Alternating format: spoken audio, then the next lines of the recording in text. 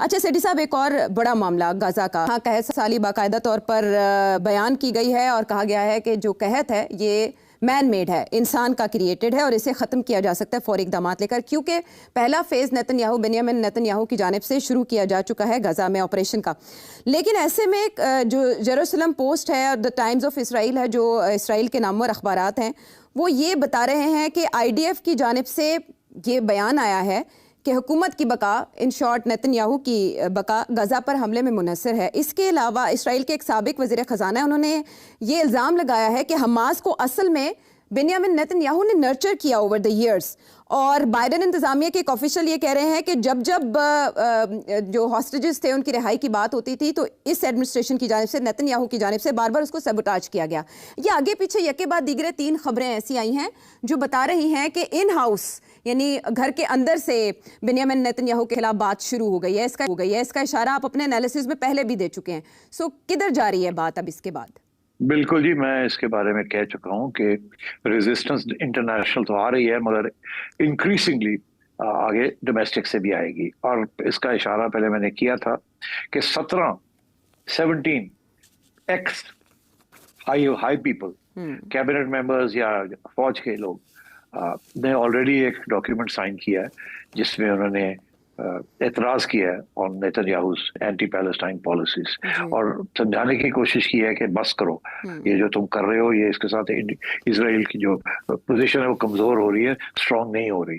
तो वो तो रेजिस्टेंस है वहाँ, और जो ऑपोजिशन है वो तो खैर वैसे कर ही रही है और इंटरनेशनल कम्युनिटी भी कर रही है। अब वो देख रहे हैं सितंबर के अंदर जब जनरल असेंबली सेशन होगा तो कंट्रीज लाइक फ्रांस, कनाडा, इन लोगों ने तो ऑलरेडी कह दिया है कि जी हम we are going to end up recognizing Palestine अगर आप बंद नहीं करेंगे। और वो बंद क्या कर रहा है, वो तो और बढ़ रहा है, वो सीज फायर की तरफ से जा ही नहीं रहा। वो तो अब अपनी फौज, रिजर्विस्ट, उसने 60,000 रिजर्विस्ट कॉल कर लिए और वो तो पूरा गाजा को टेक ओवर करने लगा है। और वहाँ 1 मिलियन के करीब 8 लाख से 10 लाख पैलेस्टीनियंस को पुश करके आउट ऑफ गाजा उनको ऊपर भेजना चाह रहा है। तो मतलब है कि वो तो इट्स टेरेबल। अभी लोग बातें कर रहे हैं, वो कह रहे हैं कि 37 से 40% जो कैजुअलिटीज हुई हैं वो बच्चे मारे गए हैं। It's unbelievable. ये तो जेनोसाइड है ना, तो इससे कम तो ये बात नहीं है। और ये भी मैं आपको बता दूं, ये जो लफ्ज है ना जेनोसाइड, ये पहले इस्तेमाल किया जाता था for tribal eliminations campaigns in Africa and elsewhere. और यहूदियों ने अपने बारे में ये कहा था कि हिटलर ने जेनोसाइड कमिट की थी। अब सारी दुनिया जो है ना वो कह रही है इसराइल जेनोसाइड कर रहा है। तो ये एक बड़ी नई डेवलपमेंट है। अब बच्चे को इस लफ्ज की समझ आ गई जेनोसाइड का मतलब क्या है। And so therefore I think ये इसराइल के गले पड़ रही है ये बात। और अब ये जो इसराइल नया इक़दाम करने से लगा है, नए कदम उठाने लगा है, ये इसके ऊपर काफी बैकफायरिंग भी होगी। और मैं समझता हूँ इंटरनल रेजिस्टेंस भी नेतन्याहू के खिलाफ पड़ जाएगी। ट्रंप के लिए प्रॉब्लम बन जाएगा कि अगर उसने फिर फौज भेज दी, फौज तो है वहां मगर और फौज पे और अटैक कर दिया और सब लोगों को हटाना शुरू कर दिया तो और लोग मारे जाएंगे। पहली बात। दूसरी बात, ये जो इल्जाम लगा है कि जी नेतन्याहू ने पाला है हमास को, यही इल्जाम है ना जी। अच्छा, ये बात ये है कि ये बिल्कुल सही है, ये कोई पहली दफा नहीं है, ये तो पहले एस्टेब्लिश हो चुका है कि नेतन्याहू की पॉलिसी यही रही है कि कतर के जरिए कतर को पैसे देते थे फॉर नेगोशिएशंस, मगर एक्चुअली आइडिया ये था कि कतर आगे हमास को दे, क्योंकि जब तक हमास है उस वक्त तक नेतन्याहू को अपनी लेजिटिमेसी, अपने आप को रेलेवेंट रखने का एक एक्सक्यूज मिल जाता है। तो वो उसने बहुत किया है। और फिर मैं आपसे ये कह रहा हूँ, ये हमास इतना स्ट्रांग हो गया जो ये कैसे हुआ, और इसी वजह से हुआ कि नेतन्याहू को एक दुश्मन चाहिए था तगड़ा, जिसको वो मार के और अपनी अहमियत बनाता। और इसीलिए ये कोई आज की बात नहीं है, ये पुरानी बात है कि बहुत से जो फंडिंग हुई है हमास की इनडायरेक्टली वाया कतर हुई है, एंड उसमें इजराइल दैट। पहली बात। दूसरी बात, मैंने पहले ये कहा था जब ये हमास की तरफ से अटैक हुई कि ये हमास की जो अटैक थी इसको कम से कम 1 साल लग गया होगा प्लानिंग के अंदर। इतनी कॉम्प्रिहेंसिव ये प्लानिंग हुई थी कि ऑल लैंड, सी, एयर, हर जगह से अटैक हुई थी। तो क्या इसराइल को नहीं पता था? कहते हैं इंटेलिजेंस फेलियर था। इंटेलिजेंस फेलियर नहीं था, इसराइल को पता था। Israel new everything. Israel encourage कर रहा था कि करो, ताकि हम फिर अपना जो करना चाहते हैं हम कर लें। ये इसी किस्म की बात है जैसे सद्दाम हुसैन के खिलाफ जॉर्ज बुश और टोनी ब्लेयर ने ये अनाउंस किया कि जी उसके पास वेपन्स ऑफ मैस डिस्ट्रक्शन है, और कह के और फिर चढ़ाई कर दी, और बाद में पता चला कि वेपन्स ऑफ मैस डिस्ट्रक्शन थे ही नहीं।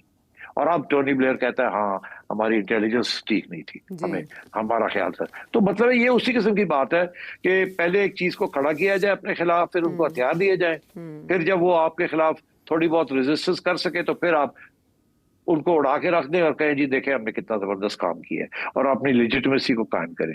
तो ये जो इल्जाम लग रहा है ये बिल्कुल 100% सही है, 100%। मगर इसमें जो प्रॉब्लम आती है वो ये आती है कि जब आप ऐसा काम करते हैं ना, तो वो जो जिनको आपने सपोर्ट किया होता है वो फिर थोड़ी बहुत आपके हाथ से निकल जाती है, वो अपनी एक जिंदगी उनकी अपनी बन जाती है, एक रेज ऑन डेथ उनका अपना बन जाता है, वो फिर हाँ फिर वो आपकी बात नहीं सुनते। अब वो अभी भी वो कह रहा है कि मैंने खत्म करना है हमास को, हमास को हमने डिस्ट्रॉय नहीं किया, एरोड किया है, अभी भी बहुत सी टनल्स हैं जहां ये है वो है फलाना है निकला, अभी भी हमने और करना है।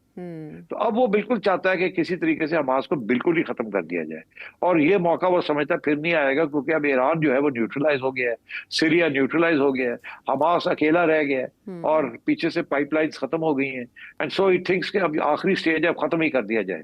और ये जो सारा प्लान है, ये जो बाकी जो अब आर्मी को अंदर भेजना और सीज कर लेना गजा को, this is aimed at eliminating Hamas.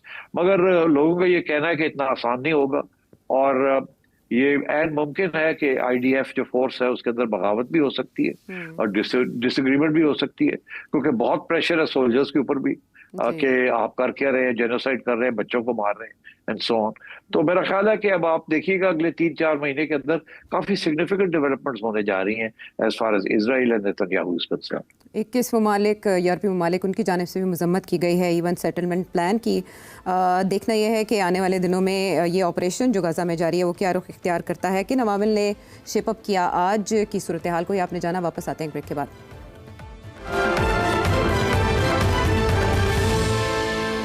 Show में साथ देने का शुक्रिया। कल नए सूबों के हवाले से जो फार्मूला चल रहा है उस पर बात हुई तो जिक्र 18वीं तरमीम और एनएफसी अवार्ड का भी आया, और उस पर सेठी साहब फौरी पेशरफ्त हमने देखी कि सरदारी ने नए एनएफसी अवार्ड के लिए 11वां कौमी मालियाती कमीशन तश्कील दे दी है, जिसको वज़ीर ख़जाना लीड करने जा रहे हैं। मीटिंग की कोई डेट सामने नहीं आई, लेकिन जब भी ये मीटिंग होगी तो आपके ख्याल में क्या इशूज़ डिस्कस होंगे और क्या आउटकम होगा?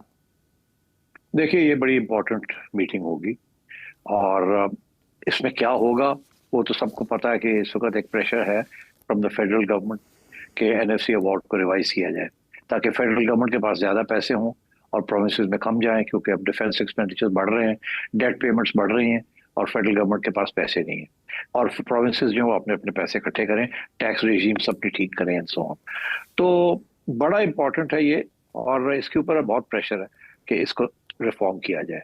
अब ये इंटरेस्टिंग है कि आसिफ जरदारी साहब ने जल्दी से साइन कर दिए, इसका ये मतलब है कि एजेंडा बड़ा क्लियर होगा कि इसको करना ही करना है। अब सवाल ये होगा कि कैसे करना है, क्या किस चीज को टिंकर करना है, किसी स्टेटिस्टिक को ऊपर करना है, किसी को कम करना है। जो स्टैंडर्ड जो बात होती है वही होती है कि जी इस वक्त पैसे जा रहे हैं on the basis of population, Punjab को 56% के करीब and so on and so fourth, क्योंकि मगर इसके ऊपर भी बहुत से फॉर्मूले आ रहे हैं कि आगे से पॉपुलेशन के अलावा भी और चीजों को भी सामने रखा जाए and so on and so fourth. मतलब जो लंबे लबाब है कि इसका मकसद यही है कि अब प्रोविंसेस को कम पैसे मिलेंगे और फेडरल गवर्नमेंट को ज्यादा मिलेंगे।